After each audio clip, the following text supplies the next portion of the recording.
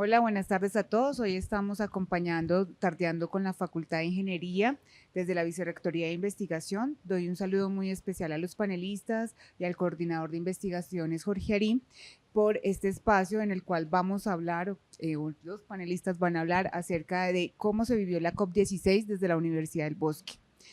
Desde la Vicerrectoría de Investigaciones y para la universidad fue un importante espacio en el cual promovimos a través de la Vicerrectoría, la Mesa Intersectorial de Diplomacia Científica y la Cancillería, unas acreditaciones y unos espacios para que expertos pudieran acompañar estos espacios de negociación en la COP16. De hecho, una de las panelistas nos acompaña el día de hoy y que asistió a estos eventos. También tuvimos desde la Vicerrectoría y desde la universidad una agenda interna centrada en analizar la COP16 junto a expertos internos y externos. Como resultado se generaron contenidos de video, contenidos de audio que fueron promulgados y divulgados a través del canal de Fractales y otros canales institucionales. También pudimos participar en espacios como Biuniversidades, lideradas por el Ministerio del Medio Ambiente, en el cual pudimos compartir con expertos de otras 7 universidades acerca de las problemáticas y los aspectos relevantes de la COP16. Como fruto de esta interacción en el evento, nuestros expertos pudieron evidenciar una variedad de perspectivas en los desafíos ambientales que enfrentamos a nivel mundial. Dentro de las conversaciones y las negociaciones que pudieron presenciar nuestros expertos, también pudimos evidenciar aspectos claves en el componente de biodiversidad, como la escasez de recursos económicos, la participación de las mujeres en estos proyectos de investigación en biodiversidad, cuál es el papel del arte, la cultura y la conservación, cómo deben abordarse aspectos éticos y bioéticos, cuál es el valor de la naturaleza y los valores humanos en la conservación de la biodiversidad, entre otros aspectos que con seguridad hoy nuestros panelistas abordarán durante esta conversación. Muchas gracias a la Facultad de Ingeniería por este espacio y bueno, esperamos que sea de provecho para todos. Bienvenidos. Muy buenos días, tardes, noches. Este es un espacio en el cual inauguramos desde el día de hoy la Facultad de Ingeniería, tardeando con la facultad. De la Universidad del Bosque es un espacio de divulgación, de socialización, de comunicación, de conversación sobre todo, en el cual vamos a, de manera recurrente, estar invitando a diferentes panelistas para temas importantes que consideramos tienen alguna relevancia en el presente y en el futuro del país y por supuesto la intervención de la ingeniería en esas actividades humanas y en su efecto en el entorno y en las comunidades. Y el día de hoy iniciamos este evento con un espacio de conversación y charla y divulgación sobre lo que fue el gran evento nacional y mundial de la COP16. Un evento para pensar, un evento para comprometernos, un evento para entrar en hacer alianzas y compromisos fuertes para presente y para futuro, en el cual pues queremos, gracias a la intervención de nuestros invitados, pues poder dar un poquito de claridad de qué se trataba, para qué servía, por qué era importante que diferentes actores sociales estuvieran involucrados en el evento, porque es importante que la academia haya estado presente y esté presente de manera permanente en este tipo de actividades y cómo nos alineamos con lo que está pasando en el país con el proceso de formación, el proceso de investigación y desarrollo que las universidades apalancamos desde nuestro quehacer diario. Entonces, bienvenidos a todos ustedes a este evento, esta vez COP16. Muchas gracias. Bueno, bienvenido de nuevo. Primero, pues agradecer a la Vicerrectoría de Investigaciones de la Universidad y agradecer a nuestro decano por toda la logística y el apoyo para este interesante espacio que estamos abriendo el día de hoy. Gracias a todos ustedes por estar ahí escuchando esto y especialmente agradecer a nuestros maravillosos panelistas de hoy. Tenemos 4 grandes investigadores, expertos en temáticas relacionadas con biodiversidad, con cambio climático, con temas ambientales, 2 profesores de la Facultad de Ingeniería, el profesor Alfonso Avellaneda, la profesora Milena Fuentes, del programa de Ingeniería Ambiental. Tenemos al profesor Sergio Llano de Biología y a Diana Sarmiento del Instituto de Saneamiento y Ecología. Es un placer estar aquí con ustedes y muchas gracias de nuevo a ellos por haber aceptado esta visita. La idea un poco de este espacio es tener, como ya lo dijo el señor decano, tener un espacio de discusión. En el día de hoy vamos a hablar acerca de la COP16, qué fue eso de la COP16, de qué se trató y dar un poco algunas ideas para que ustedes entiendan un poco más la relevancia de este evento. Y vamos entonces a solucionar algunas preguntas muy generales con ideas para que ustedes de alguna manera sepan un poco más sobre esta temática y se genere un poco algo de discusión sobre este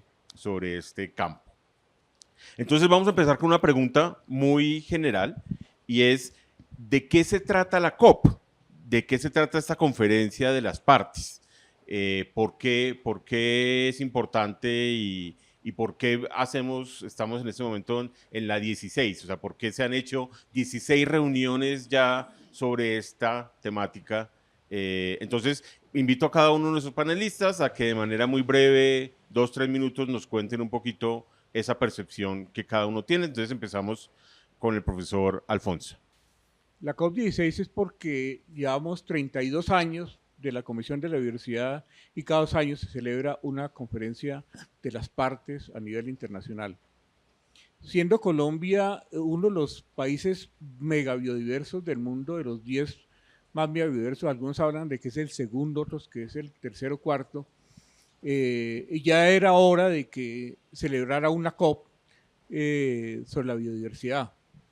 Hay que señalar un antecedente que seguramente muchos no conocen, y es que el origen de la Convención de la Biodiversidad tuvo como eje 3 países importantes, que fue Brasil, México, Colombia, y de Asia, Malasia, que estuvo presente desde el principio. Esta Convención de la Biodiversidad partió del hecho de que era necesario conservar la diversidad que estaba amenazada en todo el mundo. Estamos hablando de índices de deforestación en la década del 90 del 1.2% de las zonas naturales que están degradando anualmente, de tal manera que en ese horizonte, en los siguientes 100 años, después de 1990, la biodiversidad prácticamente tendría a desaparecer. Entonces, el primer objetivo era cómo disminuir esa deforestación a esos niveles del 1990. Y por eso la COP es importante para evaluar dentro de esos alcances qué se ha conseguido y qué está por conseguirse. No voy a repetir lo que dijo el profe Avellaneda, que nos hace una introducción muy interesante, digamos, sobre el bagaje histórico que tiene este evento mundial de tal magnitud. Lo que sí quisiera resaltar es, claro, se viene haciendo desde hace más o menos unos 30 años estos cálculos de pérdida de biodiversidad, de afectación en diferentes recursos, recurso hídrico, toda la capa vegetal, digamos, se vienen haciendo todos estos balances y precisamente por eso viene siendo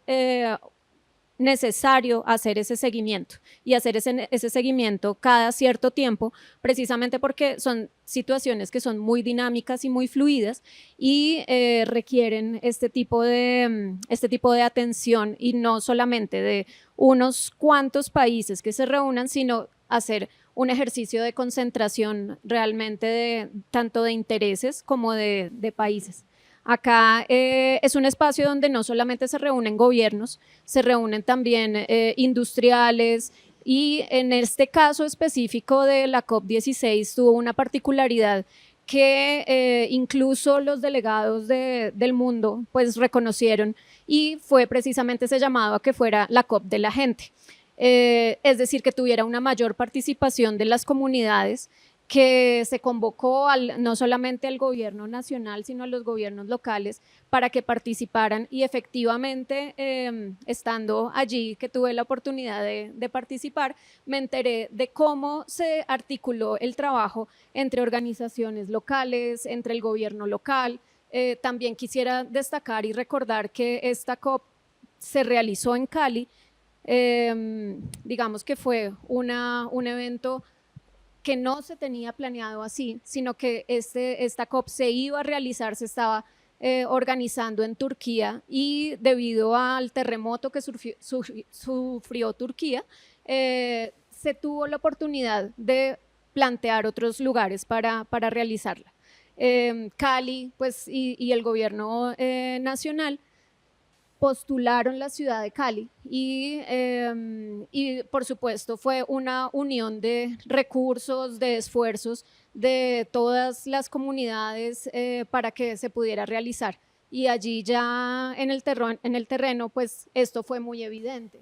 Creo que pues ahora tendré un poco más de oportunidad de comentarles cómo se vivió esto, pero por ahora quisiera dejar allí. Bien, gracias. Sí, la Convención de Biodiversidad es uno de los grandes hitos de la famosa Cumbre de Río de 1992, junto con algunas otras cosas como la Convención Marco de Cambio Climático, la Agenda 21, bueno, en fin, algunos otros resultados de aquel encuentro. Y digamos que la forma que yo empleo para explicar de pronto de forma sencilla es que en ese momento se reunieron un montón de países como si fueran los propietarios de un edificio, los copropietarios. Y entonces firman unos compromisos, se comprometen a llevar digamos, el texto de la convención a sus países, en cada uno de los países se adopta este texto y se reúnen, así como las asambleas de copropietarios cada año, pues entonces la COP se reúne. No siempre ha sido cada 2 años, pero digamos últimamente sí cada 2 años, por eso estamos en la COP 16, porque llevamos 32 años desde 1992. Entonces, la COP, o Conferencia de las Partes, que es una sigla en inglés, es como si fuera es la reunión de los países que hacen parte de la convención y que en esa asamblea, en esa reunión, se convierten, bueno, lo son, el órgano máximo de decisión sobre el convenio de biodiversidad. Entonces, de allí la importancia no solamente de la celebración de estas reuniones, sino también del hecho de que haya sido aquí, porque en últimas allí se toman decisiones, se hacen balances, se hacen compromisos, y los compromisos que se adquieran allí son,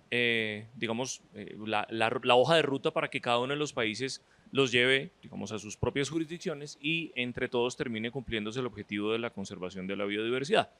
Entonces, estas reuniones, seguramente mucha gente ha escuchado que ahorita va a empezar la COP de cambio climático, son diferentes eventos porque son diferentes convenciones, pero en todos esos casos se habla de la conferencia de las partes y por eso la sigla es la misma. Y la numeración pues tiene que ver, claro, con la secuencialidad. Entonces, es eso, es la reunión de los copropietarios del planeta, si se quiere, para tomar decisiones, hacer balances y ver entonces qué tenemos que hacer de aquí en adelante en términos de la biodiversidad, que es el tema justamente de esta conferencia. Bueno, en relación a la pregunta que hacía el profesor Noriega, creo que está ampliamente respondida, ya como con todos los lineamientos, hitos y aspectos a nivel internacional que dan lugar a ella. Yo lo que quisiera pensar un poco de esa reunión de las partes, como la explica el profesor Alfonso y la explica el profesor Sergio Llano, es que en esta COP16,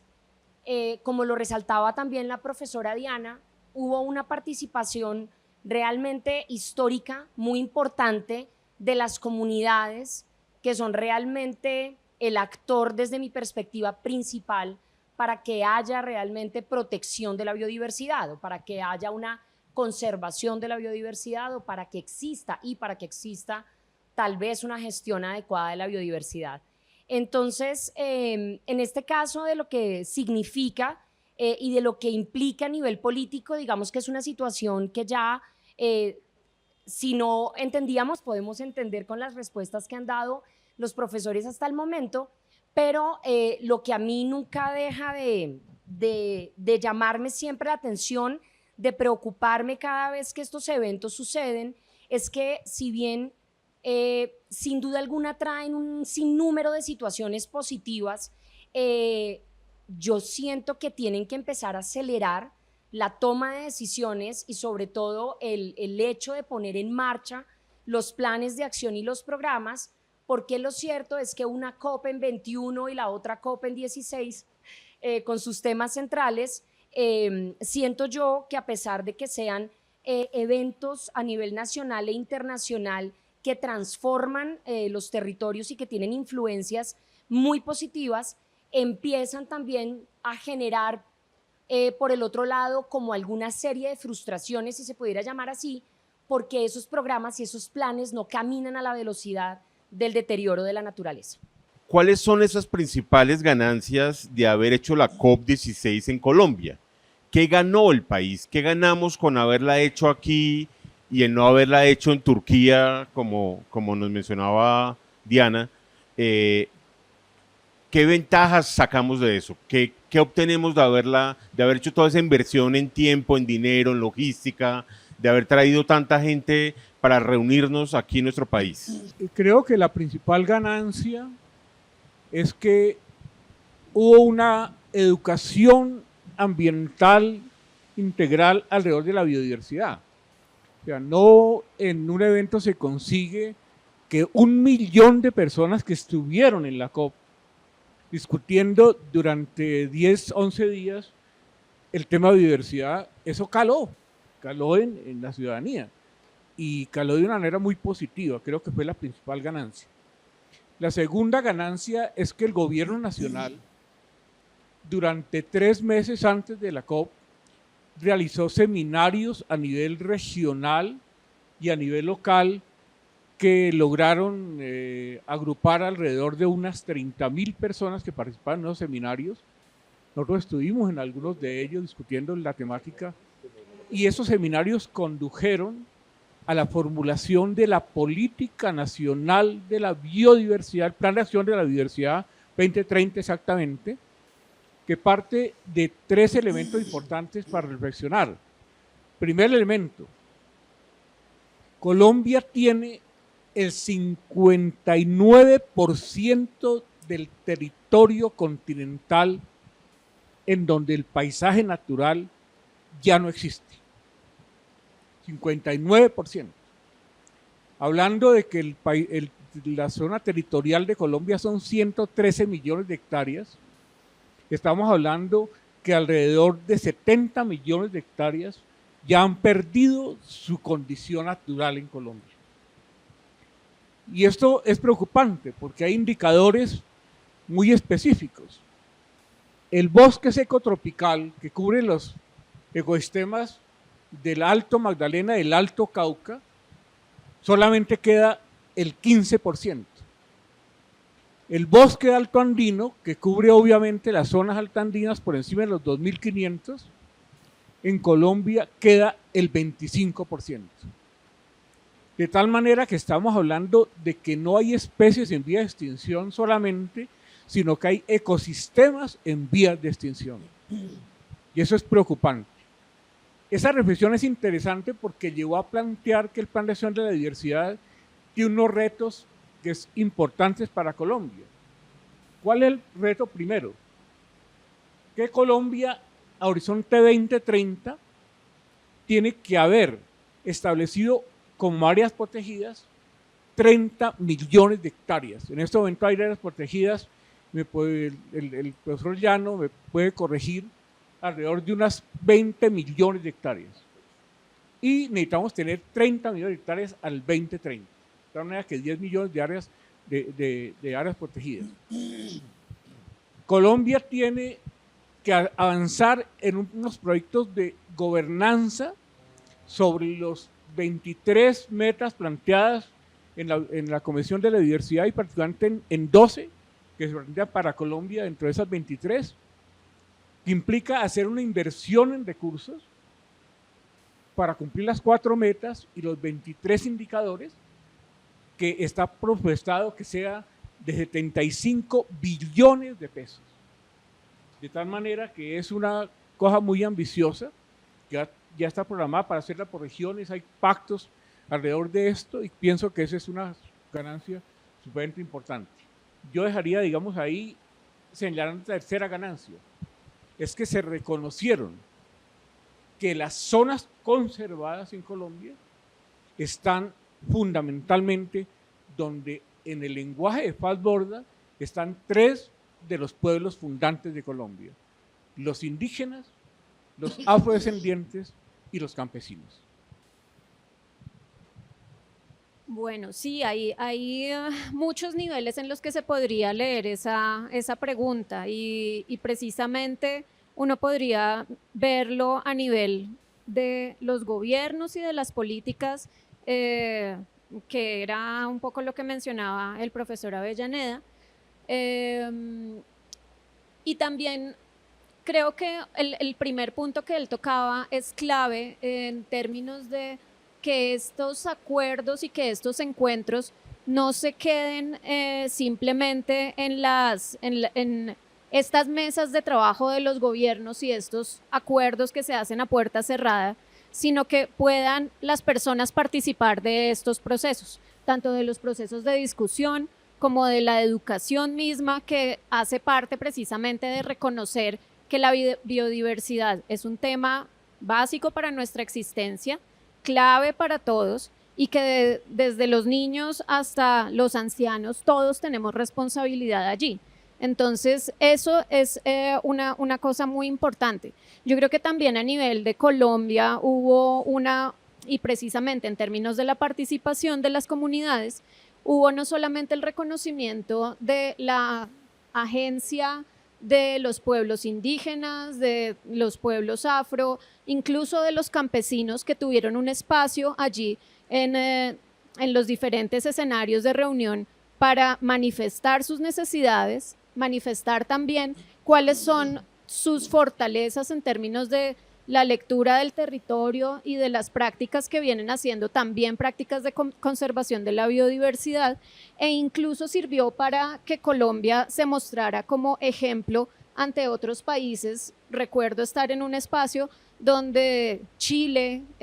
decía, una representante de Chile decía, ¿ustedes cómo han hecho, cómo Colombia ha hecho todo este proceso de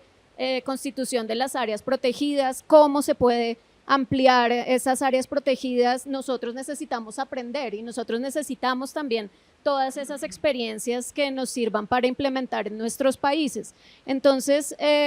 creo que Colombia se mostró también como ejemplo de precisamente constitución, manejo de zonas protegidas, y creo que eso es una cosa, pues, de las grandes que se dieron allí como logros en esta COP. Adicionalmente, la participación de las personas de a pie, que no hacen parte de grupos étnicos, que habitan simplemente la ciudad de Cali y el territorio colombiano, estuvieron allí mostrando también cómo han tenido estas experiencias, tanto de producción como de desarrollos en el territorio. Y también las personas que estuvieron allí como asistentes, no de escenarios académicos, sino simplemente mirando los stands en los que estaban puestos sus productos, tuvieron la oportunidad de ver todo lo que se hace en Colombia, que muchas veces nosotros como colombianos y simplemente pues como ciudadanos pasamos de largo frente a los logros y a los grandes procesos que se hacen en términos de adaptación de las comunidades a las condiciones de los territorios. Bien, más allá de las ganancias, por decirlo de alguna forma, un poco prosaicas que se ven en los medios, entonces que el turismo, que la economía de la ciudad de Cali, lo cual es perfectamente válido, ¿sí? Creo que tenemos algunos otros aspectos interesantes a considerar allí. Es que esto nos puso a hablar de la biodiversidad y de lo que es una COP. Yo creo que nosotros en nuestras esferas estábamos ya familiarizados con lo que significa una COP, la de biodiversidad o cualquiera otra,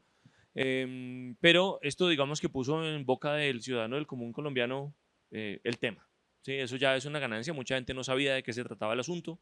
De hecho, bueno, tuvimos estos incidentes desafortunados en donde se decía pues que esto era un evento que no revestía gran importancia, que era mejor algún gran evento deportivo, etcétera. Pero bueno, aunque sea esa polémica también sirvió para que nos diéramos cuenta de que de verdad es un evento literalmente de talla mundial. Adicionalmente, me gustaría tocar el tema de que el lema de la COP fue paz con la naturaleza, ¿sí?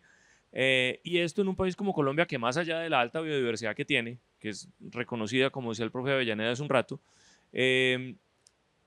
también es un territorio que pues ha sufrido una gran cantidad de conflictos,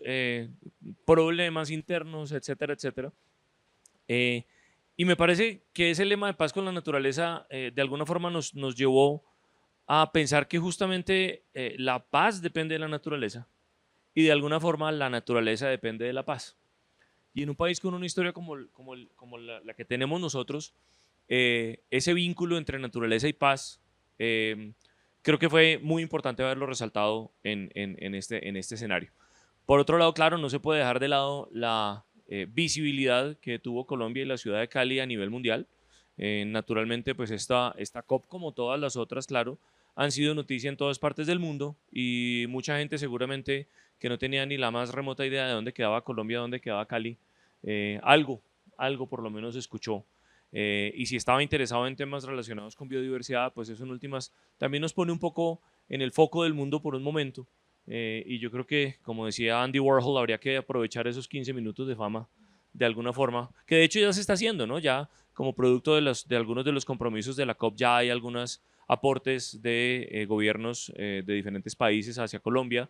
para el desarrollo de algunos de los proyectos importantes y bueno, en fin. Cuando en 2010 se declaró la década de la biodiversidad, uno de los mensajes más importantes, 2010-2020, claro, uno de los mensajes más importantes era justamente para la ciudadanía, que nos diéramos cuenta de que dependemos muy directamente de la biodiversidad y que este no es un tema únicamente para científicos, para esos mechudos que se meten por allá en el monte, sino que nosotros comemos biodiversidad, usamos biodiversidad, nos untamos biodiversidad y es una parte importantísima de nuestra forma de vida actual. El hecho de estar dando la respuesta al final de todos los profesores tiene algo interesante, pero también algo complejo con mi personalidad. Y es que me quedo ya en el escenario de esa reflexión profunda de, como lo decía el profesor Sergio, yo sí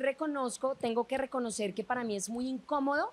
cuando termina un evento de estos y las primeras conclusiones son, no, la economía de la zona, el turismo, la visibilidad, y uno no dice que eso esté mal, claro que no. Y para un país como Colombia eso es fabuloso y aprovechar los 15 minutos de fama, pues hablaría muy mal de nosotros si no lo hacemos, de que no tenemos capacidad de gestión y creo que Colombia pues demostró que tiene una capacidad de gestión muy importante organizando este evento. Pero lo que yo quisiera pensar que queda después de un evento de esta magnitud es que resaltando uno de los aspectos que me parece más relevante a mí de lo que sucedió en la COP16 y es que haya existido esa visibilización de las comunidades, que gentes de territorios como San José del Guaviare hayan emprendido un viaje hasta Cali para dar a conocer sus procesos de transformación de los productos de la selva y hayan hecho ver una gran calidad en términos de su transformación y de sus productos finales, a mí me parece fabuloso, entendiendo que una de las situaciones muy importantes de estas reuniones es ese escenario en el que las personas están unos días reunidas, conociendo personas con las que pueden hacer, como lo decíamos desde el inicio de esta charla, alianzas potenciales para poder promover la conservación del territorio. Me gustaría como hablar sobre la reflexión inicial que hace el profesor Sergio Llano, recordando que la COP se denominó Paz con la Naturaleza. Y cuando yo pienso durante un periodo de tiempo prolongado en esa frase, me parece que es poética y que al tiempo se queda corta, porque es hacer la paz realmente es con la vida misma. O sea, cuando el profesor Sergio Llano explica al final, comemos biodiversidad, nos juntamos biodiversidad, pues es que dependemos literalmente de la naturaleza, porque así el hombre en el desarrollo de su historia haya tenido algunos hechos que le hicieron olvidar que era parte de la naturaleza, pues nosotros somos un animal más. Y eso se nos ha olvidado un poco tal vez por nuestra capacidad de razonamiento y de transformación. Entonces, me encantaría pensar que, por lo que han dicho ya los profesores, en el sentido de que se esté hablando del tema, la gente por lo menos lo tenga en sus conversaciones, como lo hablaba también con el profesor Noriega, que el que no tenía ni idea o pensaba que el cuento del árbol es del hippie que va y se abraza a él y hace una oración para su espiritualidad, porque a ese nivel ha llegado el detrimento también del discurso ambiental técnico, a veces por invalidarlo. Me parece muy importante pensar que de verdad vayan a poder surgir en ese escenario alianzas que van a durar un tiempo, que van a tener un apoyo nacional e internacional, que van a ser capaces de tener un impacto real en el territorio y en la conservación de la naturaleza, que finalmente pues es la base de la vida y pues todos necesitamos del agua, todos necesitamos de un suelo fértil para que se produzcan alimentos, todos necesitamos el aire limpio para respirar. Entonces, creo que en el mejor de los casos, como comenzó el profesor Alfonso Avellaneda hablando de educación ambiental, fue un escenario de educación ambiental para todo aquel que haya podido hacer reflexiones críticas frente a todas las situaciones que se presentaron en el marco de la COP. Pero cuando en los escenarios donde no haya sido posible realmente un espacio de educación ambiental, porque es un término que también tenemos muy maltratado, un concepto que también tenemos pisoteado a ratos por la forma en cómo lo llevamos a la implementación, el hecho de, como lo dijo el profesor Sergio y como lo hablaba ayer con el doctor Noriega, el hecho de que la gente converse, lo tenga presente, esté en sus perspectivas, esté en sus ideas de proyecto, esté en su agenda para buscar inversión extranjera, pues me parece que es una ganancia supremamente relevante. Según el gobierno, esta COP cumplió con muchos grandes hitos históricos, dentro de los cuales ha mencionado algunas cosas como la creación de varios fondos económicos para temas de biodiversidad, especialmente investigación. Parece que vamos a tener una gran cantidad de dinero en los próximos años para hacer investigación en biodiversidad. La participación, como ya mencionaban algunos de nuestros panelistas, tanto de las comunidades indígenas como de las comunidades afrodescendientes. Se firmó un acuerdo muy importante a nivel de protección de áreas marinas, y en términos de algunos números, pues se batieron algunos récords, como ya mencionaba el profesor Alfonso, más de 1 millón de personas, más de 5 jefes de Estado, más de 162 ministros de temas ambientales, más de 3.000 empresas del sector privado, y el secretario de las Naciones Unidas participó de este evento. Entonces, digamos que hay una gran cantidad de ganancias, pero sin duda una pregunta que nos queda y tal vez la última que vamos a discutir un poco es ¿qué viene a continuación después de esta COP? ¿Qué viene para el mundo? ¿Qué viene para el país? ¿Qué viene para la Universidad del Bosque en términos de lo que vamos a hacer a continuación? ¿Cuáles serían como esos siguientes pasos a construir y a elaborar encaminados a esta importante temática? Hay varios aspectos que habría de considerar de manera crítica. Ser protagonistas de la biodiversidad, si no se tiene cuidado dentro de una lógica economicista, es decir, mire, aquí tenemos el pan, venga, cómaselo. Tenemos los mejores elementos de la biodiversidad, llévenselos. Dentro de una lógica extractivista puede ocurrir eso. Frente a eso, se llegó a un acuerdo que, aun cuando es bueno, es precario. Se reconoce que los que van a industrializar, a aprovechar la riqueza genética, tienen que pagar o contribuir a un fondo que se llama el Fondo Cali, con el 1% de las ganancias. Pero no es obligatorio, es voluntario. Esa es una ganancia a medias. Segunda ganancia a medias. Se reconoce que los campesinos permanentes, los indígenas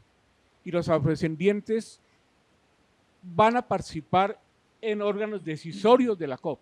para vigilar que esto se cumpla. Eso es importante, pero va a ver quién va a financiar a esos campesinos,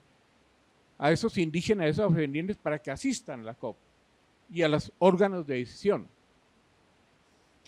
Tercer elemento. Conservar la biodiversidad implica reconocer que si existen la Amazonia es porque hay indígenas en la Amazonia. Existe el Chocó geográfico es porque hay afrodescendientes indígenas allí. Existen los páramos es porque existen los campesinos allí. Eso implica que deberían reconocerse los derechos territoriales de estos pueblos para garantizar que sus procesos productivos, su forma de ver, relacionar con la naturaleza, hasta ahora han sido los únicos válidos para poderse conservar esa biodiversidad. Y eso no está claro todavía en los compromisos. Yo he tenido un ejercicio de gestión ambiental muy intenso el último año como parte del Consejo Directivo de Corpoboyacá por la Presidencia de la República. Y encuentro que las corporaciones autónomas regionales quieren hacer gestión ambiental sin la gente. Y entonces hacer gestión ambiental sin la gente es ser un jardinero. Eso no es más que eso. Entonces, eso es sumamente complicado porque lo que demostró la participación de los pueblos indígenas, de la gente de ciudad en Cali, es que quiere saber y quiere participar en la conservación de la biodiversidad, el manejo de la biodiversidad. Uno mira, por ejemplo, una anécdota que me pasó, pasé por uno de los lugares en donde vi unas fibras y vi unos tejidos muy bonitos, y entonces pregunté ahí que de esos tejidos de dónde salían, y me dice el señor, yo era una persona que miraba, quería hacer algo por la biodiversidad,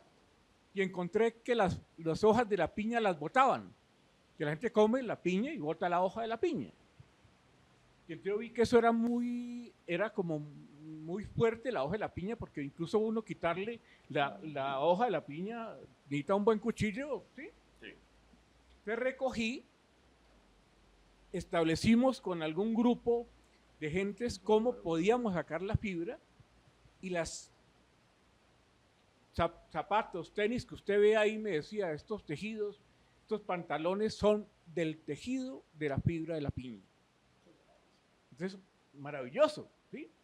Extraordinario. Y era gente del común, gente intelectuales, profesionales, con campesinos.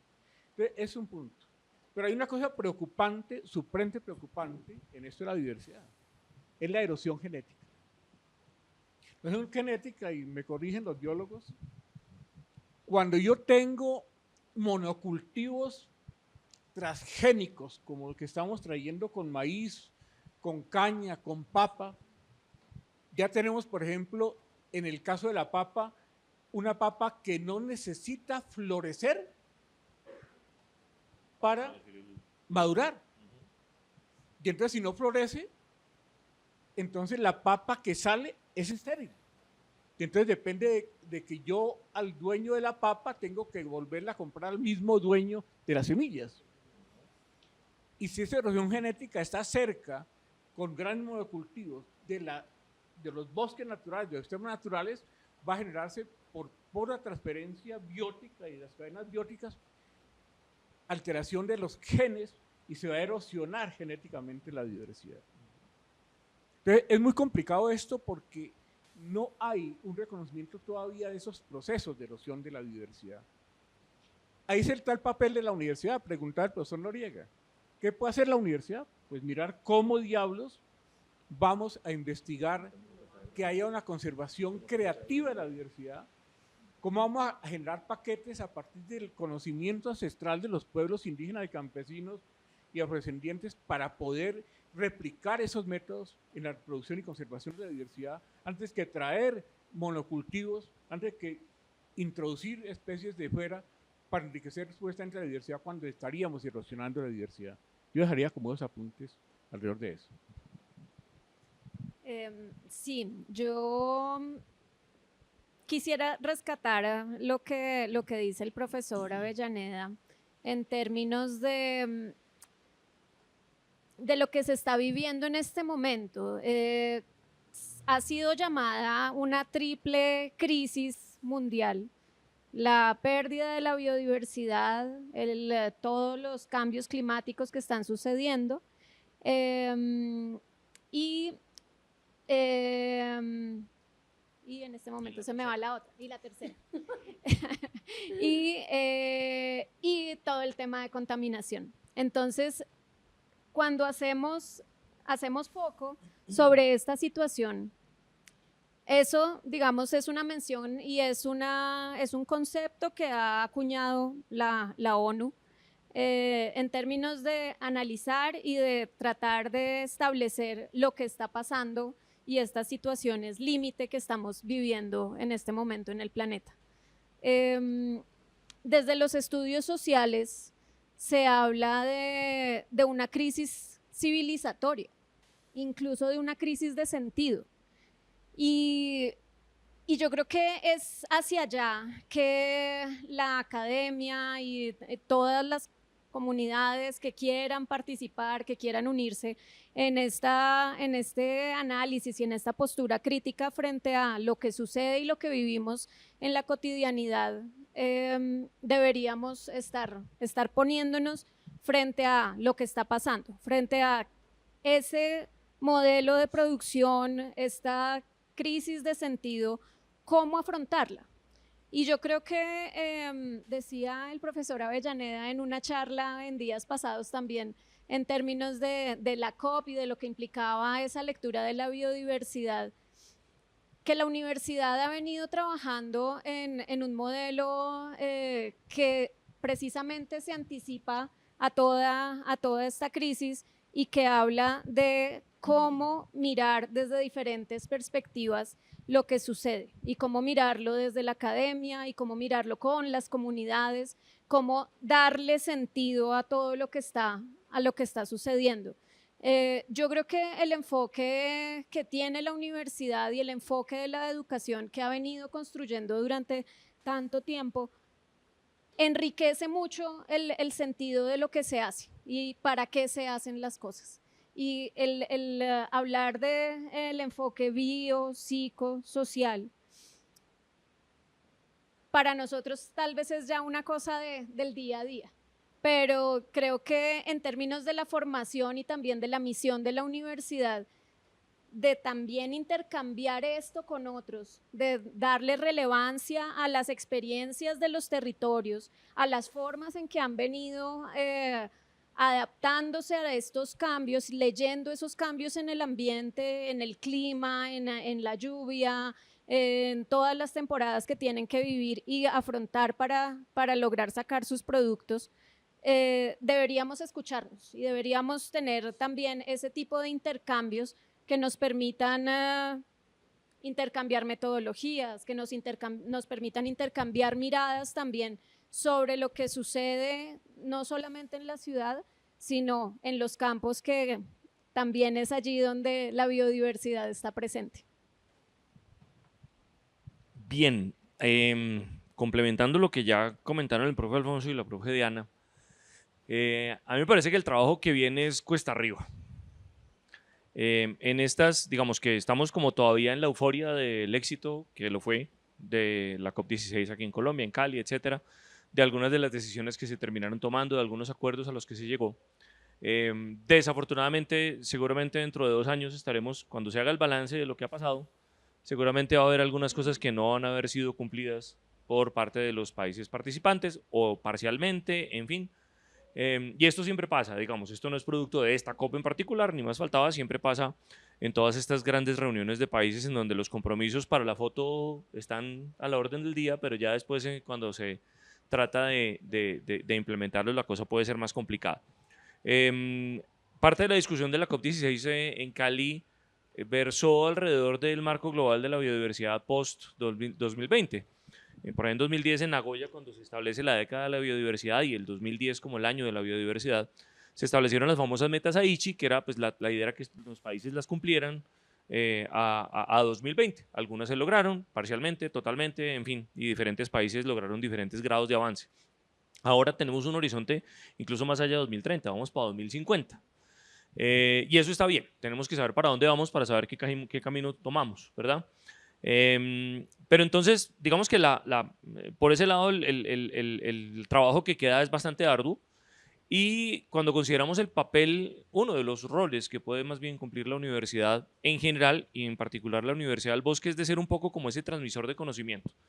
Dentro de 2 o 3 meses el público en general de pronto ya se le olvidó qué era la COP, de pronto ya se le olvidó cuáles son los compromisos que se adquirieron. Y yo creo que la universidad es un vehículo bastante interesante por el contacto que tenemos con comunidades, por el contacto que tenemos, bueno, con nuestros estudiantes, con sus familias en general, y obviamente la comunidad académica y con quienes nos relacionamos. Digamos, tal vez el compromiso es traer todo lo que se acordó en la COP16, entenderlo, estudiarlo muy bien, masticarlo si se quiere, y seguirlo transmitiendo, hacer que no se olvide, cuando se nos pase la euforia, que no se olvide la importancia de la biodiversidad, lo que tenemos que hacer, y adicionalmente que podamos, como decía, digamos, tal vez como traducir esto al lenguaje de la gente del común, que el ciudadano del común sepa qué puede hacer desde su alcance grande, pequeño, limitado o no tanto, para que no solamente el país, sino el planeta termine cumpliendo esos compromisos a los que se han, bueno, a los que se ha llegado en este tipo de eventos. De manera que, más allá de lo técnico científico, que clarísimamente es parte de los papeles más importantes que debe cumplir la universidad como institución, y claro, nosotros también allí como Universidad del Bosque, creo que el tema de mantener vivas esas ideas y de traducirlas y aterrizarlas, si se quiere, al lenguaje común sin dejar naturalmente el rigor científico de lado, es uno de los papeles más importantes que vamos a tener que cumplir nosotros alrededor de este tema, como alrededor de tantos otros, que básicamente pues, es como la razón de ser de la universidad como institución. Bueno, como retomando un poco de todos los elementos muy claros que han expuesto hasta este punto los profesores, quisiera como enfocarme en la cantidad por mi profesión, de argumentos técnicos, disciplinares y científicos que construyo y que alimento investigando tal vez en el día a día. Sí, claramente, pues claro, yo estoy convencida de que esto es una crisis ambiental, civilizatoria evidentemente, y que está marcada por una crisis climática que, pues digamos que algunos ya hemos reconocido que tiene, que ha llegado a unos picos muy complejos, ¿no? En donde la humanidad ya está enfrentando situaciones difíciles, no es que eso haya empezado a pasar hace 4 años, y seguramente van a estar siendo más frecuentes en los últimos años, y sin duda alguna hay que actuar. Entonces, por eso retomo nuevamente el comentario que pareciera un poco negativo frente a que, como cuando está diciendo el profesor Sergio, cuando se pase esa euforia, realmente las situaciones vengan en trabajos concretos, en establecer alianzas, en trabajar de la mano con las comunidades, que como recordaba el profesor Alfonso Avellaneda y como están esos logros que mencionaba el profesor Noriega de la COP, son los custodios de esa biodiversidad que todavía conservan y protegen lo que nos queda de esos paisajes naturales, porque pensaba en que yo estuve mucho más animada en los eventos previos a la COP, en las situaciones en las que pudimos participar, que fueron muy interesantes, una para la cual fuimos invitados el profesor Alfonso Avellaneda y yo por parte del ministerio, y nos apoyó la Vicerrectoría de Investigaciones para poder llegar a la ciudad de Santa Marta, a hacer una reunión previa con la Dirección de Asuntos Ambientales, Sectoriales y Urbanos del ministerio, y trabajar en esos manifiestos pre-COP que contenían, yo tengo que reconocer que fui muy feliz, pensando que había logrado aportar con el profesor Alfonso 2 párrafos o un párrafo en ese manifiesto, porque entiendo que así no generen un acuerdo vinculante y seguramente sea voluntario y no obligatorio, son aportes que construimos desde la academia con las comunidades, que realmente entran sobre los instrumentos que van a ser la planificación, el ordenamiento y la gestión en el territorio. Entonces, esos escenarios pre-COP, en donde yo creía, por mi perspectiva de lo que pueden ser estas reuniones a nivel político, para mí fueron dinámicos. Tuve la oportunidad de participar en 2, en donde se trabajaban esas 23 metas o algunos balances de esas 23 metas que ya mencionó también el profesor Alfonso, y creería que después, digamos que el momento que a mí menos emoción me generó, a pesar de que a veces yo decía, es aquí en Colombia, está nomás ahí en Cali, ¿será que voy y paseo y camino y miro? Y no, realmente encontré o entendí o lo quise entender así,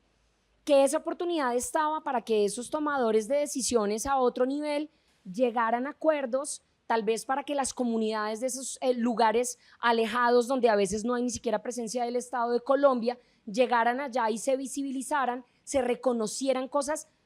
absolutamente positivas que hay de este país en esos escenarios. Y creo que ahora el otro escenario donde ya deberíamos marcar toda la energía positiva, más entusiasmo y las mayores ganas de trabajar, pues es como dice el profesor Sergio en lo que viene ahora, que literalmente es cuesta arriba, pero que mientras que todo esto dura, como lo comentaba ahorita el profesor Noriega, entendiendo que seguramente van a haber fondos abiertos, financiaciones, convocatorias, aprovechar eso desde la universidad, porque quiero terminar resaltando el elemento que utilizó la profesora Diana, y es que ese enfoque biopsicosocial que nosotros como institución estamos intentando adicionalmente hace ya varios años, que esté inmerso primero en la forma de actuar de quienes somos directamente comunidad del bosque, podamos empezar a transmitirlo de manera cada vez más clara, más acertada y que promueva esas transformaciones positivas de las que hablaba el decano al inicio en los territorios. Tenemos actualmente, y yo tengo la fortuna de participar con el profesor Sergio Llano y con el profesor Alfonso Avellaneda en un proyecto que se llama Fortalecimiento de la Gobernanza Ambiental en el Valle de Paipa, y ese fortalecimiento de la gobernanza que tiene su centro en las comunidades, pues porque sin comunidades no hay cómo fortalecer gobernanza, creo que puede ser uno de los pilares con los que nosotros como academia, bajo esa mirada del enfoque biopsicosocial, podamos promover alianzas en los territorios que nos permitan intervenir con instrumentos de planificación, de ordenamiento, de gestión y de conservación, pues para que podamos aprovechar todo esto para realmente hacer la paz con la naturaleza. Quiero entonces de nuevo pues agradecer a estos 4 maravillosos panelistas que estuvimos en esta tarde con la facultad, en este primer evento que hacemos de lanzamiento de este espacio tan interesante que queremos construir con todos ustedes y del cual vendrán cosas muy interesantes. Estén muy pendientes de nuestros siguientes eventos y de nuevo pues dar las gracias a toda la universidad, a la vicerrectoría, a nuestro decano, a todas las personas que estuvieron aquí con nosotros y especialmente a ustedes por estar ahí escuchando y estar pendientes de este tipo de actividades. Sin duda, entre más personas estemos interesadas en estos temas y más personas estemos hablando de esto, el efecto es cada vez mayor. Gracias a todos ustedes y les deseo una muy bonita tarde, noche o feliz día de donde estén.